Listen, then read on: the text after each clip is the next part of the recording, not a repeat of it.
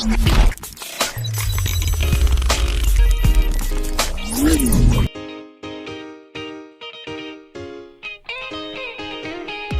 assalamualaikum warahmatullahi wabarakatuh. Selamat siang, berjumpa lagi dengan saya Wahyudi RM dalam podcast Lentera Ilmu. Oke, hari ini kita akan kembali membahas mengenai organisasi PGRI. Sudah 9 podcast yang saya buat untuk PGRI. Semakin kesini semakin saya sangat mencintai bahwasanya organisasi ini memang organisasi yang sangat peduli dengan pendidik. Jadi semakin dibahas semakin menarik, sehingga sampai saat ini saya ingin mau bahas mengenai bagaimana cara bergabung dengan keanggotaan dari PGRI. Sehingga kalau kita bahas mengenai keanggotaan, tentunya kita juga akan mengetahui seperti apa struktur dari organisasi PGRI. Tapi sebelum kita lanjut, silahkan di like, di komen, serta di subscribe YouTube channel ini. Semoga podcast Lentera Ilmu ini bermanfaat untuk kita semua. Terima kasih. Oke, sebagaimana yang telah kita pahami bersama bahwa organisasi PGRI merupakan wadah tempat berkumpulnya guru dan tenaga kependidikan bekerja sama dalam mencapai tujuan organisasi. Guru dan tenaga pendidikan adalah sebagai anggota organisasi diatur dalam anggaran dasar dan anggaran rumah tangga PGRI. Dalam ADARTP tersebut mengatur siapa saja yang menjadi anggota PGRI dan bagaimana memperoleh kartu anggota atau identitas sebagai anggota PGRI. Prosedur atau aturan keanggotaan PGRI dianggap sebagai anggota yang sah mempunyai hak dan kewajiban sebagai anggota organisasi. Selanjutnya, syarat yang mesti dipenuhi untuk dapat diterima menjadi anggota PGRI. Yang paling penting itu adalah warga negara Republik Indonesia yang sukarela mengajukan permohonan menjadi anggota dan menjadi anggota serta memenuhi persyaratan yang ditentukan oleh anggaran rumah tangga. Jadi dari itu jelas kita lihat bahwasanya syarat utama untuk menjadi anggota PGRI itu adalah warga negara Republik Indonesia dan secara sukarela mengajukan permohonan menjadi anggota PGRI. Oke, kita akan lanjut bahas mengenai keanggotaan PGRI. Dari dalam anggaran rumah tangga PGRI tersebut ada berapa jenis keanggotaan dari PGRI. Yang pertama adalah anggota biasa. Anggota biasa itu ialah guru, dosen, dan tenaga pendidikan, para ahli yang menjalankan pekerjaan pendidikan, mereka yang menjabat pekerjaan di bidang pendidikan, dan pensiunan dari ketiga jenis anggota tersebut. Jadi baik itu guru, dosen, ataupun tenaga pendidikan, ahli yang bergerak di bidang pendidikan, kemudian pensiunan dari yang telah disebutkan tadi adalah bisa menjadi anggota biasa dari PGRI. Yang kedua adalah anggota luar biasa. Anggota luar biasa ini adalah petugas lain yang erat kaitannya dengan tugas pendidikan. Mereka berjasa lembaga pendidikan tetapi tidak bekerja di bidang pendidikan. Kemudian ada anggota kehormatan yang mereka adalah anggota yang berasal dari usulan pengurus besar, pengurus provinsi, pengurus kabupaten kota karena jasa-jasanya terhadap pendidikan dan organisasi. Dari tiga tersebut maka jelas ada 3 jenis anggota. Yang pertama anggota biasa, anggota luar biasa, dan anggota kehormatan. Jadi bagaimana tata cara penerimaan keanggotaan? Keanggotaan biasa atau luar biasa dapat diperoleh dengan jalan mengajukan surat permintaan menjadi anggota kepada pengurus cabang atau cabang khusus melalui pengurus PGRI ranting. PGRI cabang atau pegawai cabang khusus yang tidak mempunyai ranting, surat permintaan sebagai anggota disampaikan langsung kepada pengurus cabang atau pengurus khusus. Kemudian pengurus cabang atau pengurus khusus menyetujui permintaan keanggotaan dan melaporkannya kepada pengurus kabupaten kota untuk menerbitkan kartu anggota bagi anggota yang bersangkutan. Untuk cabang khusus di instansi tingkat provinsi dan perguruan tinggi, permintaan menjadi anggota dapat diurus langsung oleh pengurus PGRI provinsi di daerahnya. Pada instansi tingkat nasional dan satuan pendidikan luar negeri, keanggotaannya diurus oleh pengurus besar. Keanggotaan disahkan dengan surat pengesahan serta pemberian kartu anggota oleh pengurus kabupaten kota atau oleh PGRI cabang atau cabang khusus yang jauh dari tempat kedudukan PGRI kabupaten dan kota. Keanggotaannya harus terdaftar mulai dari pengurus ranting sampai dengan pengurus besar. Pengadaan kartu anggota pun dilaksanakan oleh pengurus kabupaten atau kota. Dan yang terpenting, kartu keanggotaan itu berlaku selama 5 tahun. Kemudian ketika kita sudah menjadi anggota PGRI, apa kewajiban dari keanggotaan PGRI tersebut? Sebelum kita bicarakan hak, kita bahas dulu kewajibannya. Yang pertama, kewajiban anggota PGRI itu menaati ADART, peraturan serta ketentuan dari organisasi. Kemudian menjunjung tinggi kode etik dan ikrar guru Indonesia. Kemudian mematuhi peraturan dan disiplin organisasi. Kemudian melaksanakan program, tugas serta misi organisasi, membayar uang pangkal dan uang iuran anggota yang cukup murah. Kemudian memberikan sumbangan sukarela kepada PGRI jika secara langsung ataupun tidak memperoleh penghasilan karena organisasi dan atau kaitannya dengan organisasi. Jadi kewajibannya cukup simpel dan tidak menyusahkan, karena pada dasarnya kita harus mentaati semua aturan organisasi, kode etik dan lain sebagainya. Kemudian iuran, uang pangkal dan sumbangan sukarela saja. Kemudian, apa hak kita sebagai anggota PGRI? Yang pertama, kita bisa mendapatkan hak pilih, yakni menjadi pengurus dari PGRI, baik dipilih ataupun memilih. Kemudian hak suara, yaitu hak untuk memberikan suaranya pada waktu pemungutan suara. Kemudian hak bicara, yaitu hak untuk mengeluarkan pendapat baik lisan maupun secara tertulis.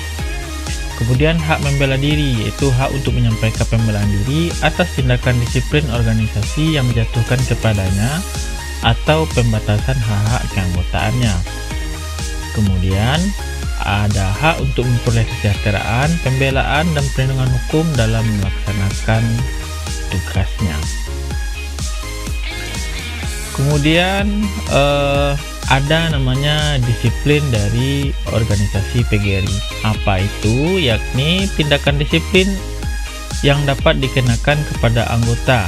Yang pertama, anggota yang dianggap telah melanggar kode etik guru Indonesia, ikrar guru, anggaran dasar, dan anggaran dasar rumah tangga atau disiplin organisasi lainnya. Kemudian ada tindakan disiplin karena tidak membayar uang iuran selama 3 bulan berturut-turut dengan tidak ada alasan yang dapat dibenarkan oleh organisasi. Kemudian tindak disiplin itu dapat berupa peringatan lisan ataupun tulisan. Kemudian pemberhentian atau pembebasan selaku pengurus organisasi. Kemudian pemberhentian atau pembebasan sementara sebagai anggota. Kemudian memang diberhentikan secara total.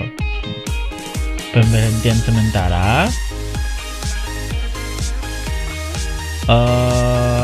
ada beberapa jenis. Yang pertama, sebagai anggota biasa atau luar biasa dilakukan oleh pengurus PGRI cabang atau cabang khusus atau pengurus PGRI yang mengurus keanggotaannya. Kemudian pemberhentian sementara selaku anggota pengurus organisasi dilakukan oleh rapat pleno pengurus organisasi yang bersangkutan dan dipertanggungjawabkan pada forum organisasi yang setingkat. Kemudian diberhentikan sementara sebagai anggota pengurus PGRI dapat dilakukan oleh keputusan rapat pleno pengurus besar PGRI yang dipertanggungjawabkan kepada Konferensi Kerja Nasional. Kemudian pemberhentian sebagai anggota PGRI berlaku paling lama 6 bulan, dan sesudah waktu tersebut wajib ditentukan apakah pemberhentian sementara itu dicabut atau dilanjutkan dengan pemberhentian tetap. Sebagai anggota pengurus berlaku selama-lamanya 1 tahun, dan sesudah jangka waktu tersebut wajib ditentukan pemberhentian itu dicabut atau diberhentikan tetap.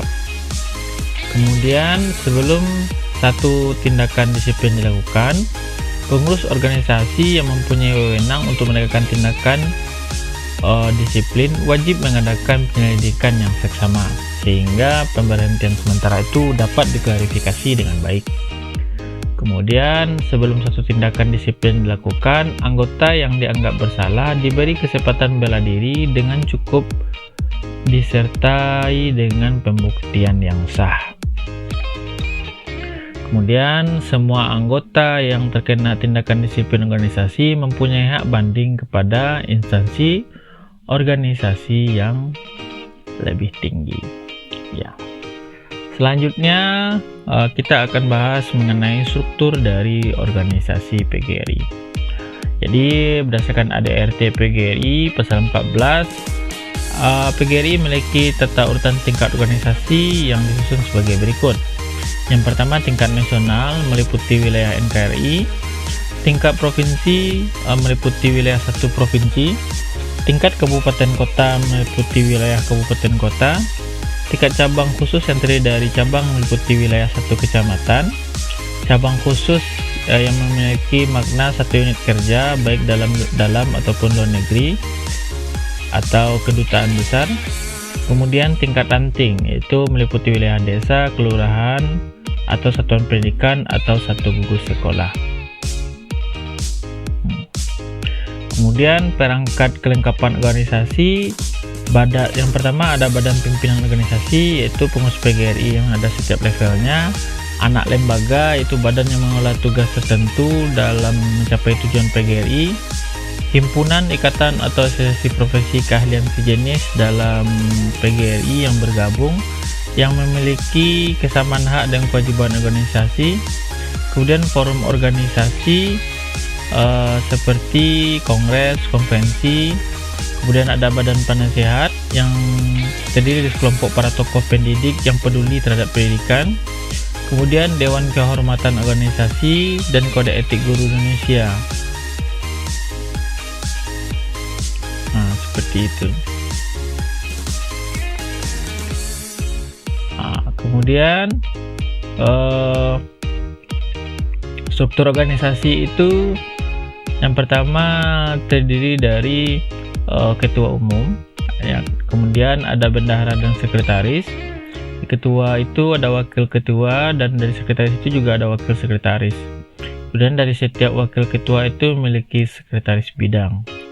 Sekretaris bidang itu ada 14. Yang pertama organisasi dan kaderisasi, kedua pendidikan dan pelatihan, kemudian ada penegakan kode etik, ada advokasi, bantuan hukum dan perlindungan profesi, kemudian ada pembinaan pengembangan karir profesi guru dan tenaga kependidikan, kemudian penelitian dan pengabdian pada masyarakat, kemudian bidang kerjasama dan pengembangan usaha, kesejahteraan dan tenaga kerjaan, pemberdayaan perempuan, seni dan olahraga, pengembangan olahraga, pengembangan mental dan spiritual, bidang komunikasi dan informasi, dan yang terakhir adalah bidang hubungan dan lintas informasi.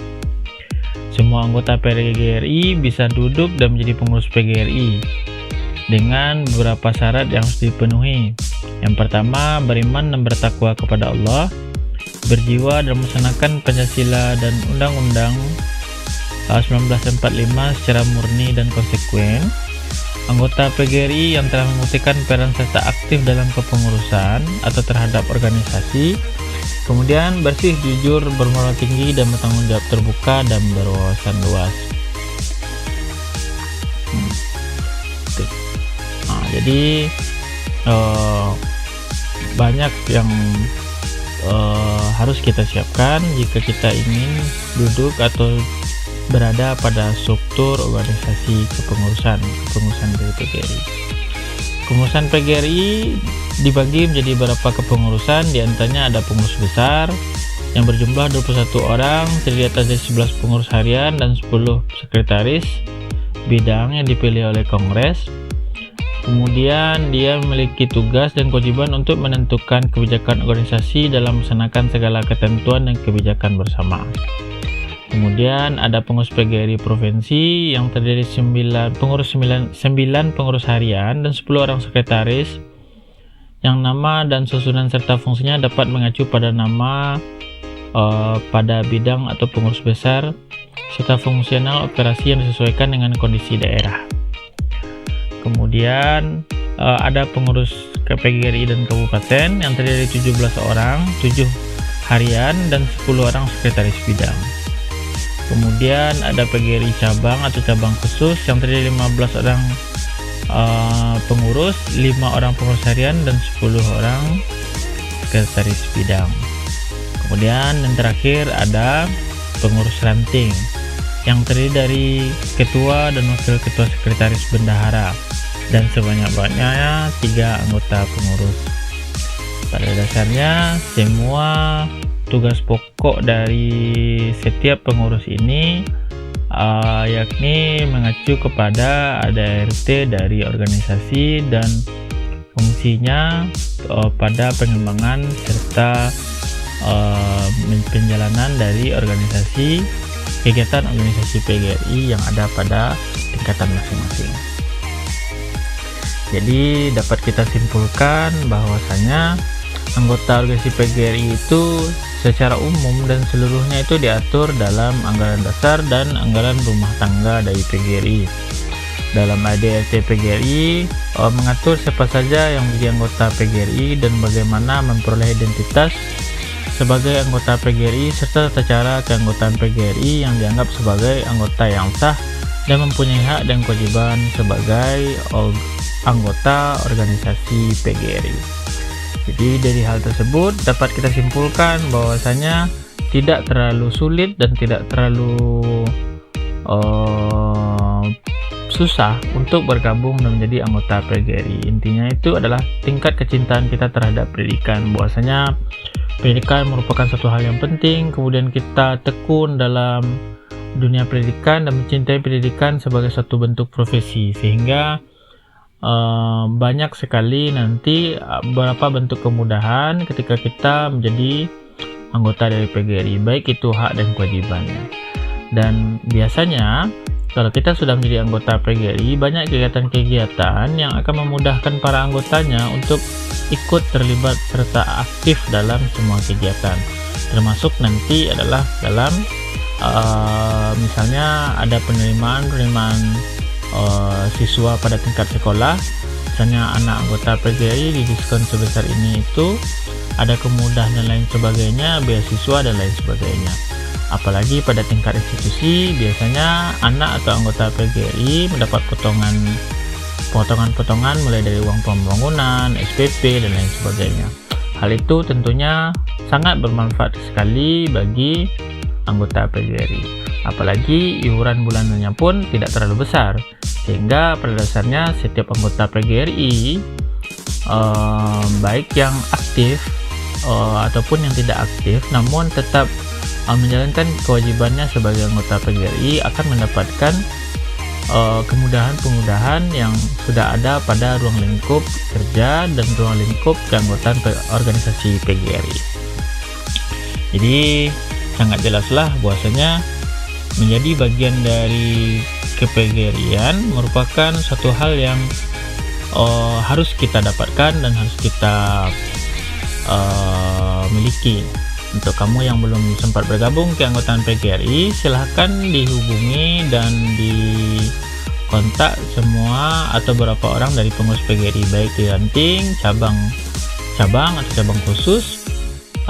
Kemudian orang-orang yang bisa kita ketahui bahwasanya bergabung menjadi anggota PGRI merupakan bukan suatu hal yang sulit seperti itu. Demikianlah podcast Lentera Ilmu kita pada hari ini. Semoga bermanfaat. Pada dasarnya apa yang sudah saya sampaikan ini mudah-mudahan bermanfaat untuk kita semua. Saya Wahyu DRM, terima kasih sudah mendengarkan podcast Lentera Ilmu khusus untuk kita bahas mengenai keanggotaan dan struktur organisasi PGRI. Semoga podcast ini bermanfaat. Jangan lupa di-share podcast yang sederhana ini. Semoga bermanfaat untuk kita semua. Saya Wahyu DRM pamit. Assalamualaikum warahmatullahi wabarakatuh.